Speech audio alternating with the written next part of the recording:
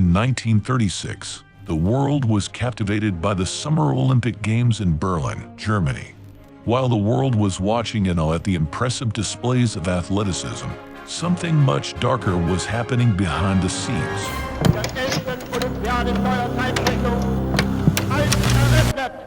Initially, 13 cities applied to host the competition, including 4 German cities: Berlin, Cologne, Nuremberg, and Frankfurt. Eventually, the list was reduced to 2 candidates.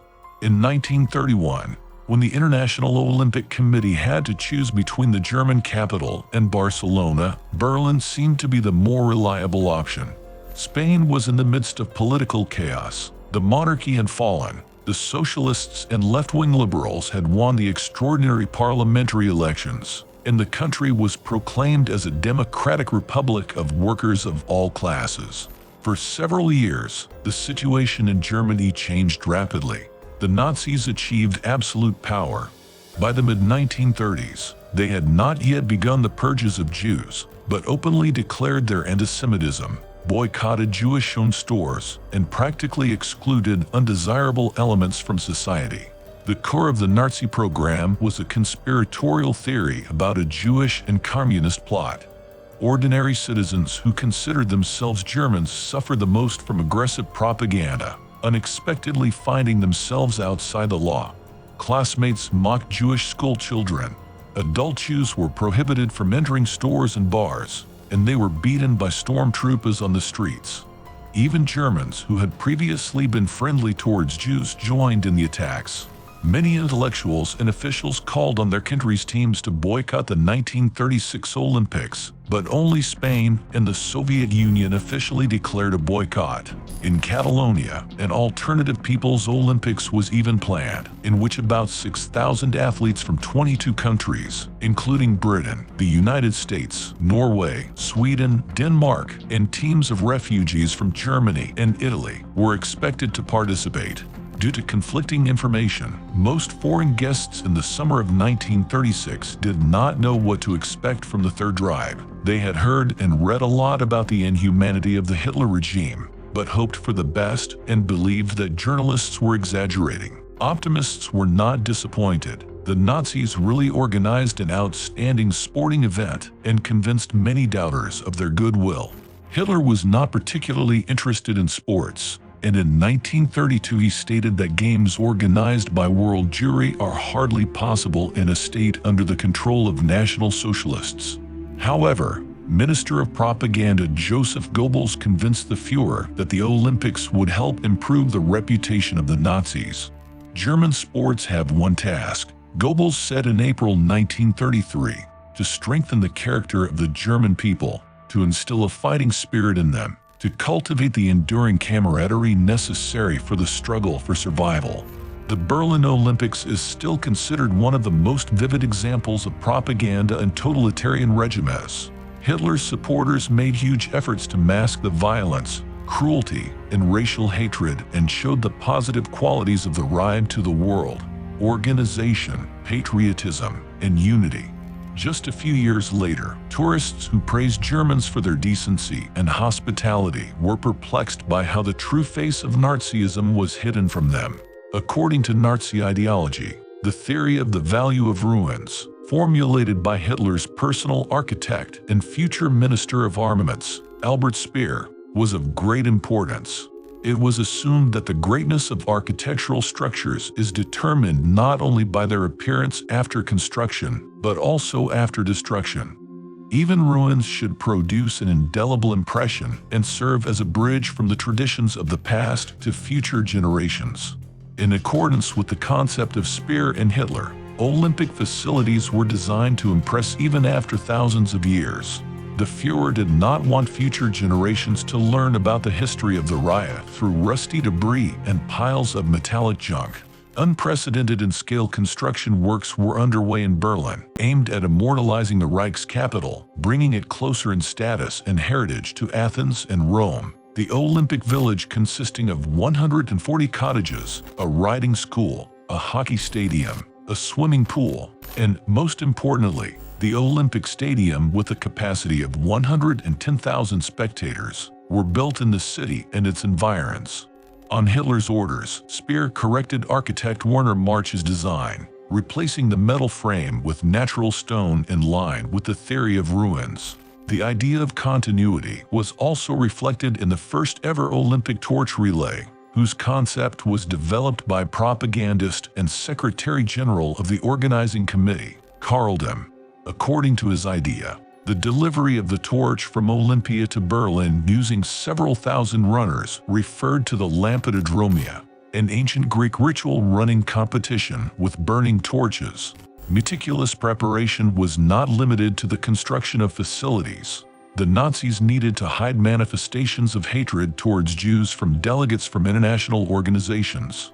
They successfully accomplished this task, organizing a luxurious reception in 1934 for Avery Brundage, president of the U.S. Olympic Committee, and in 1935 for honorary IOC president Pierre Coubertin. In June 1936, the inspectors found a clean, neat, hospitable city without any violations. Brundage became one of the main opponents of the Olympic boycott, calling the movement to relocate the competition an attempt to politicize sports and a Jewish conspiracy to tarnish the reputation of the National Socialists. Jews were banned from high-level sports long before the start of the Olympics, but the Nazis managed to silence possible discontent with one decision. They allowed fencer Helene Mayer, the daughter of a Jewish father and a German mother who had emigrated from Germany to the U.S. in 1932, to compete in Berlin. Her invitation was enough for officials and other athletes to ignore the process of practically excluding Jews from the sports life of the Third Reich. The Nazis did everything in their power to minimize the presence of Jews at the Olympics, but they did so as inconspicuously as possible. While athletes with a wrong pedigree were excluded from clubs, foreigners only paid attention to the cleanliness of the streets, the warm attitude of ordinary Germans, an individual approach. In the Olympic Village, 22 kilometers from the center of Berlin, a sauna was specially launched for the Finns, and the lawn was trimmed so evenly that you could play golf on it. In the dining room, the Germans offered each team a separate menu depending on their national preferences. Another distracting maneuver was the Nazis' tolerant attitude towards black athletes. For Hitler's supporters, they were representatives of a lower race, but not as dangerous as Jews. The Germans tolerated African Americans at the Olympics, and the athletes themselves never encountered any displays of racism. Skeptical media had little reason to criticize. Even Owens defended Hitler, who, according to the media, refused to shake hands with Jesse. The athlete explained that the Führer simply did not have time to personally congratulate him in the stands. An African-American editor of the Pittsburgh Courier, Robert L. Van, was impressed with how Hitler and Owens saluted each other under the applause of the audience. Later, the athlete admitted that he was more insulted not by the Nazi leader, but by U.S. President Franklin Roosevelt, who did not send him a congratulatory telegram.